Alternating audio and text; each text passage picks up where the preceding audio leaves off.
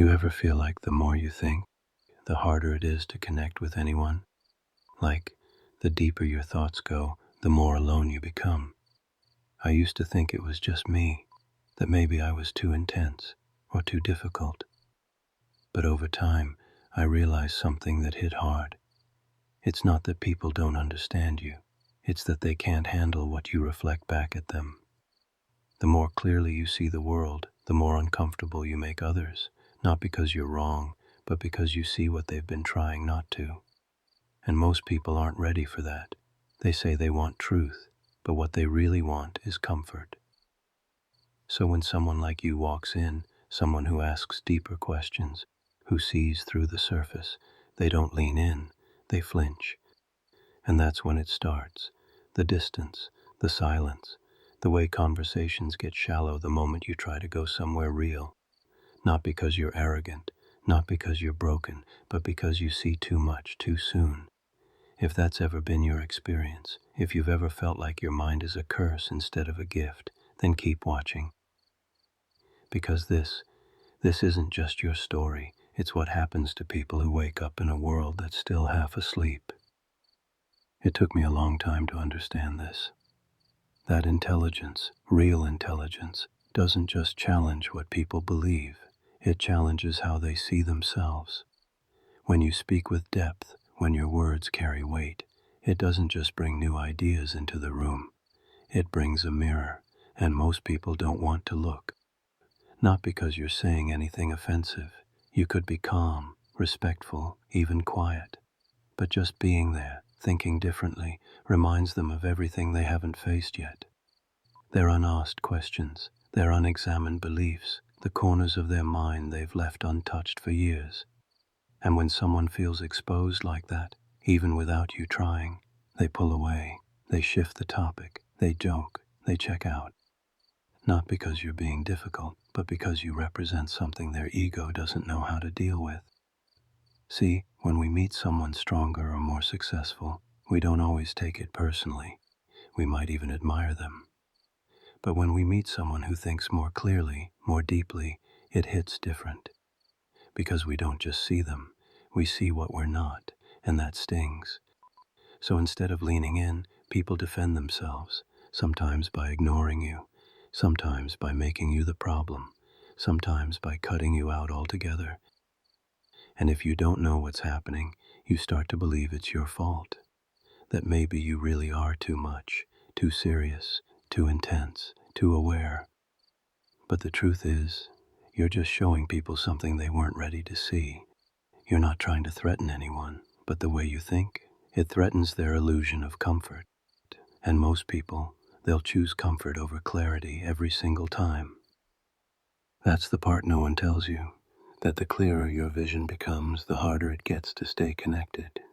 Not because you don't care about people, you do. You still want closeness, belonging, connection. But when your clarity grows, your tolerance for surface-level talk starts to shrink. And you start to feel it in small ways.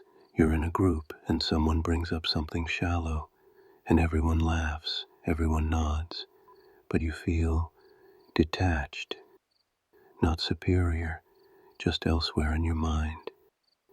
You try to speak up, maybe offer a different angle, a deeper thought, and the room shifts.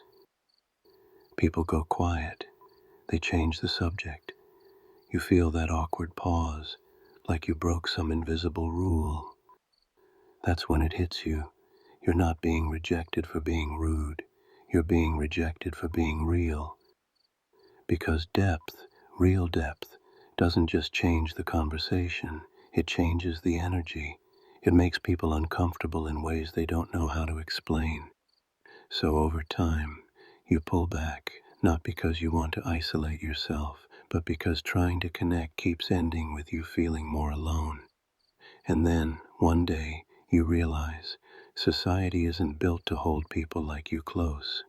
It rewards those who keep things light, agreeable, easy, people who smile wide, nod fast, and never ask questions that might cause discomfort. It values confidence, even when it's empty, over curiosity that makes people think twice. And you see it everywhere. The loudest voice in the room isn't always the wisest, but it's the one people listen to. The ideas that spread the fastest aren't the deepest, just the most convenient. So when your thoughts carry weight, but not charisma, when you speak from truth instead of trying to please, you become invisible in all the places where being seen matters most. Not because what you say is wrong, but because it doesn't sell. That's the real cost of clarity. It gives you eyes to see through illusion, but makes you harder for people to accept in a world built on pretending.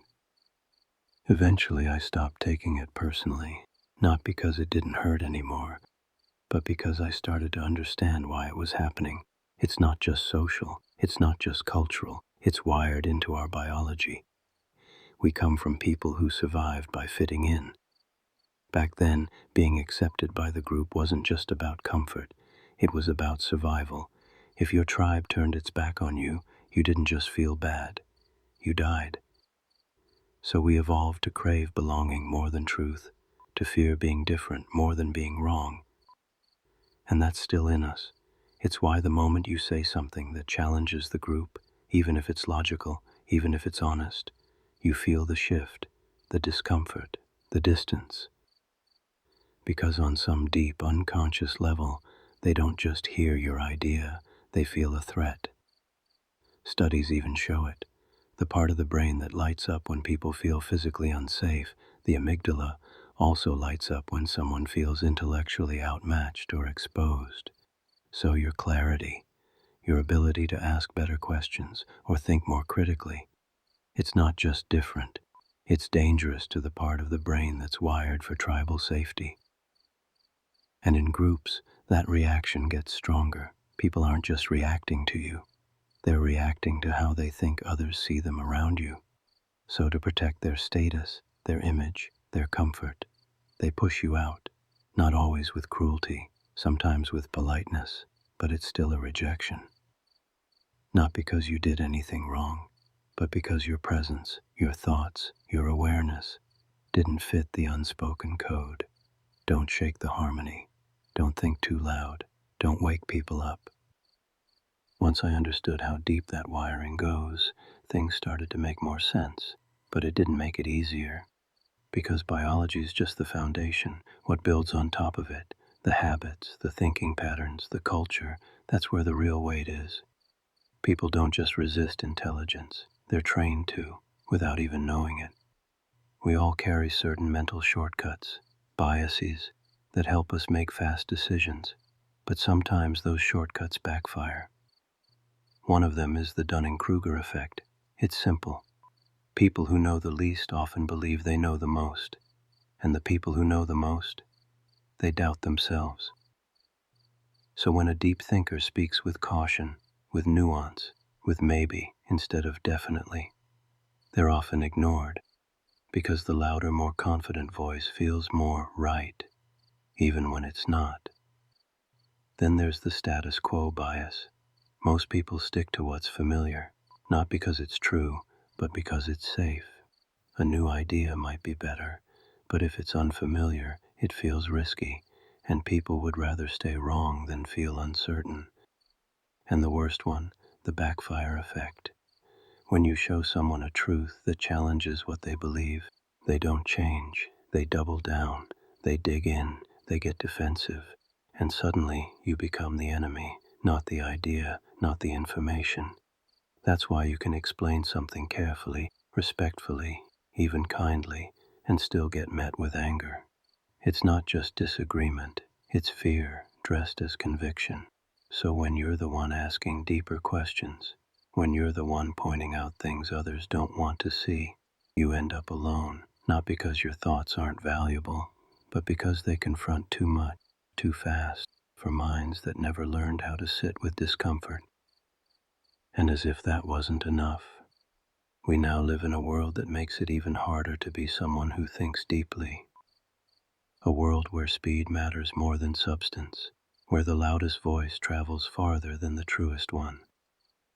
Online, everything's designed for quick reactions, not reflection, not understanding, just clicks, likes, shares. And deep thinkers, they don't move fast. They pause. They wrestle with ideas. They say, I don't know more than I'm sure. But algorithms don't reward that. They reward outrage, certainty, simplicity. So the more nuanced your thoughts are, the harder it is for them to survive out there. You watch the same patterns play out over and over. Shallow takes go viral. Complex truths get ignored. People follow those who tell them what they want to hear, not what they need to understand. And if you try to explain something meaningful, you're told to dumb it down, to shrink it into a soundbite, to make it catchy, clickable, easy. But some truths aren't meant to be easy. Some truths need time, and if you refuse to package them the way the internet demands, you get buried.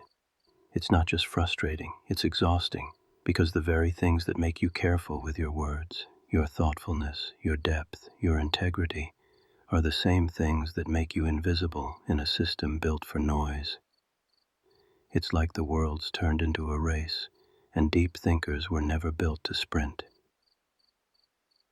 You'd think that maybe, just maybe, our institutions would be different, that schools, workplaces, even governments would protect depth, reward it, want it. But most of them don't, because depth is disruptive, and systems don't like disruption. They like order, predictability, obedience. Take schools. They say they value intelligence, but what they really reward is memorization, repetition, and compliance. You ask too many questions. You challenge the textbook. You want to understand why, not just what. Suddenly you're a problem, a distraction, a troublemaker. And it doesn't stop there. In the workplace, being smart isn't enough. You need to be agreeable, easy to manage, aligned with the culture, even when the culture is broken. You question how things are done. You point out inefficiencies, flaws, or contradictions. You're not seen as helpful. You're seen as difficult. Because people in power aren't always looking for what's right. They're looking for what keeps their position safe. Even in politics, maybe especially there, it's not the logical voice that wins. It's the one that tells people what they already believe, what makes them feel good, what stirs emotion. So if you're someone who sees the flaws, who speaks with honesty, who doesn't play along, you get pushed to the edge, not because you're wrong, but because you make people nervous. And in every one of these systems, school, work, government, that's the pattern. They'll praise intelligence in theory, but they punish it in practice. The more I saw how these patterns showed up, in people, in groups, in systems, the more one thought kept coming back. Maybe this isn't a glitch. Maybe this is just how it is. That's when I came across Schopenhauer. He wasn't trying to inspire anyone. He wasn't trying to sell anything. He just told the truth, as cold and uncomfortable as it was. He believed intelligence wasn't a blessing, it was a burden. Not because it made life harder to survive, but because it made life harder to tolerate. Most people live by instinct, pleasure, routine, distraction. That's what keeps them going. But if you're wired differently, if you start chasing truth instead of comfort, you begin to feel like a stranger in your own life. You don't see the world the same anymore. The things that used to make you happy, entertainment, small talk, social games, they start to feel empty. And the more aware you become, the harder it is to unsee. Schopenhauer called it the will to truth. It's not something you choose. It's something that wakes up inside you, and once it does, you can't go back to sleep. But the more you follow it, the more isolated you feel. Not because you want to be alone, but because it gets harder and harder to relate to people who still live inside the illusions you've already stepped out of. You're not trying to be different, you just are, and that difference becomes distance. That's the part that hits hardest, not the thinking, not the seeing, but the silence that follows it. Because once you start noticing what others ignore, the cracks in the system, the lies people tell themselves, the emptiness behind what everyone's chasing, it becomes harder to stay light. You try, You sit in rooms and smile. You nod through conversations. You try to care about things that used to matter. But underneath, something's gone quiet. And most people can feel it. They don't know why, but they feel the distance. They feel that you're not fully with them in the way they expect. And they pull away, not out of cruelty, just instinct. Because the space between your mind and theirs becomes too wide to bridge with casual words. That's when the loneliness sets in, not the kind where you're physically alone, the kind where you're surrounded but unseen. You wonder if something's wrong with you, if maybe you're too cold, too detached. But it's not that. It's just that the more deeply you see, the less the world around you feels built for that depth. Most people talk to be heard. You speak to be understood. Most people chase happiness. You chase meaning. And that difference, that quiet, unspoken difference, becomes a wall you never meant to build, but can't seem to break. It's not your fault. It's just the cost of awareness. After a while, I stopped trying to fix it. Not the world, not other people, not myself. I just started asking different questions. Not, how do I make them understand me, but how do I live honestly in a world that doesn't? That shift changed everything. Because the truth is, not everyone's supposed to get you. And trying to force connection where there's no depth only leaves you more drained. So I started choosing my moments. I still speak my truth, but I don't offer it where it's not wanted. I still ask questions, but only where there's space for silence after the answer. I stopped chasing crowds and started noticing the few people who really listen. It's not about isolating yourself. It's about being intentional with your energy. Solitude isn't a punishment. It's a reset. Use it to create, to reflect, to think without interruption. And when you do speak, speak with care, not to be accepted, not to win anyone over, just to be real. Because when you speak from truth, the right people will find you, not many, but enough. That's when I realized something else. I wasn't the first to feel this way, and I won't be the last. This kind of isolation, this tension between clarity and connection, it's not new. It's happened to people who saw too much, too soon, long before any of us got here. Socrates spent his life asking questions people didn't want to answer. In the end, they called him dangerous and made him drink poison. Not because he was cruel, but because he made them think. Galileo proved what the church denied, that the earth moves, and for that he was silenced, locked away, labeled a threat to faith and order. Tesla dreamed of free energy, something that could have changed the world, but the ones with power didn't want change. They wanted profit. He died alone, while others built empires on what he tried to give away. And there's more. Hypatia, Turing, Van Gogh, Nietzsche, all of them dismissed, ridiculed, or erased during their lifetime. Not because they were wrong, but because they arrived before the world was ready to listen. History doesn't just forget deep thinkers.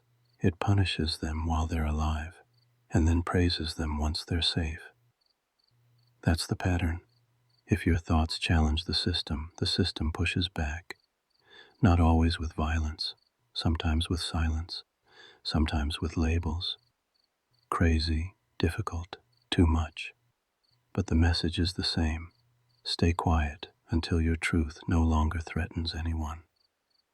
And if you've ever felt that slow, quiet rejection, you're not alone. You're walking the same path others walked before the world caught up. You're not difficult. You're just awake in a world that's still dreaming, and dreamers don't like the ones who wake up first.